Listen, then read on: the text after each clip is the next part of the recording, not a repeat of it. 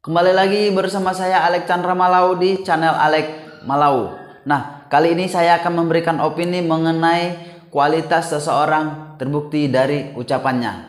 Mengapa? Karena manusia itu yang dipegang hanyalah omongannya. Lebih dari situ banyak asumsi terkait kriteria dan karakter seseorang.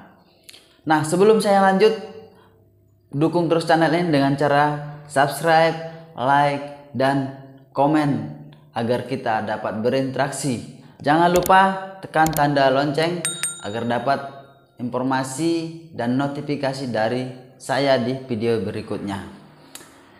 Nah, kualitas seseorang akan terbukti dari ucapannya. Ini khususnya saya berikan kepada para pejabat. Ada 3 yang saya maksud, yaitu pejabat daerah, pejabat pusat, dan pejabat di perusahaan-perusahaan. Yang pertama, pejabat daerah, baik di tingkat kabupaten ataupun kota madya atau wali kota dan gubernur. Tidak terlepas ada yang lebih kecil lagi di desa atau kepala desa. Nah, bagi yang baru bergabung atau terpilih menjadi pejabat di daerah, kepala daerah, selamat atas terpilihnya, selamat mengabdi dan memberikan program-program terbaik untuk kemajuan daerah yang Anda pimpin.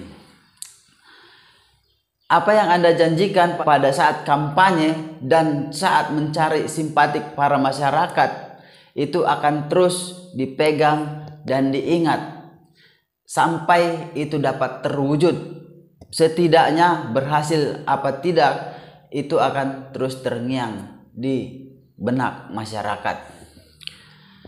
Banyak cara yang dilakukan oleh para kandidat, terutama para pendatang baru yang bukan incumbent, memberikan program-program dan janji-janji untuk memenuhi visi misi di dalam kepemimpinannya jika terpilih, tanpa melihat bagaimana potensi daerah itu untuk dimajukan. Nah, saran saya kepada para kepala daerah yang baru, hendaklah janji-janji, program, visi misi yang telah ucapkan mulai dilaksanakan. Lihatlah potensi daerahmu, apakah dapat dimajukan dari sisi budaya, dari sisi pariwisata, dari sisi pertanian, pendidikan, dan lain-lainnya. Utamanya tujuannya adalah untuk peningkatan kesejahteraan masyarakat dan ekonomi yang meningkat. Hendaknya para kepala daerah mampu memberikan atau mendatangkan investor baru agar menanamkan investasi di daerah tanpa mengurangi harta atau tanah yang dimiliki. Bisa saja dengan cara menyewa atau memberikan kesempatan kepada investor menanamkan investasi yang seluas-luasnya demi meningkatkan taraf hidup masyarakat. Nah, ini berlaku untuk pejabat daerah mulai dari kepala desa, bupati, wali kota, dan gubernur. Sekali lagi, selamat bertugas, selamat berkarya. Hendaklah memberikan program dan pemberdayaan masyarakat yang lebih kreatif lagi hanya untuk meningkatkan taraf hidupnya. Yang kedua, kepada para pejabat di pemerintah pusat, baik itu eksekutifnya, legislatifnya, ya, yang setingkat dengan kementerian dan lembaga-lembaga. Banyak beban yang harus diselesaikan setelah duduk dan menerima jabatan dan itu semuanya harus dilaksanakan. Banyak janji-janji yang telah diberikan kepada masyarakat seperti sebelum pelaksanaan pemilihan DPR atau presiden. Semua janji-janji itu pasti ada tercatat, paling tidak ada dokumentasi untuk mengingatkan apakah janji-janji itu sudah terpenuhi.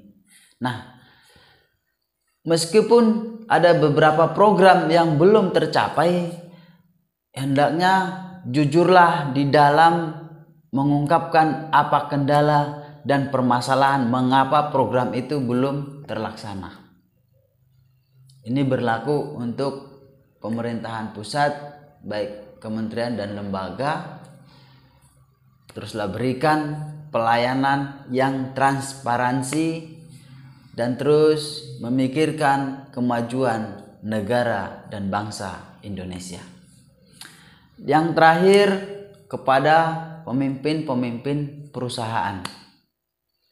Sebagai pejabat di sebuah perusahaan, baik itu di tingkat yang paling bawah sampai direktur utama ataupun penanam saham atau komisarisnya, barangkali ada ucapan yang telah Anda utarakan namun tidak dapat terbukti.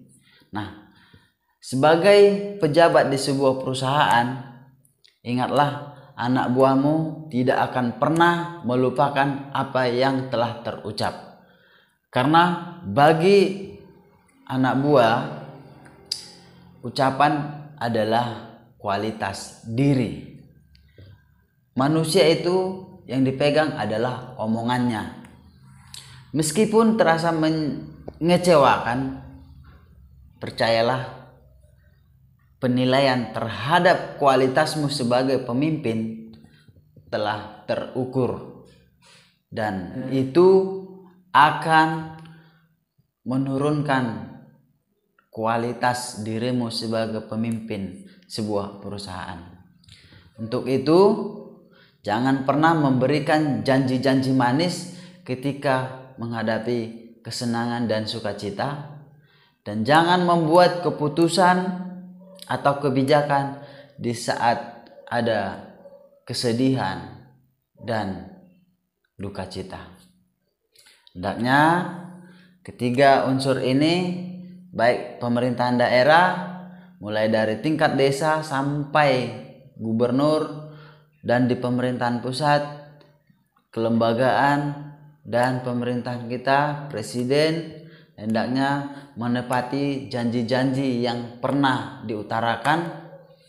Kemudian untuk pemimpin-pemimpin dan pejabat di perusahaan, jangan sembarangan mengucapkan janji-janji kepada bawahan, karena bawahan juga memiliki memori dan menilai kualitas ucapan. Karena seorang pemimpin akan berkualitas bila menepati omongannya.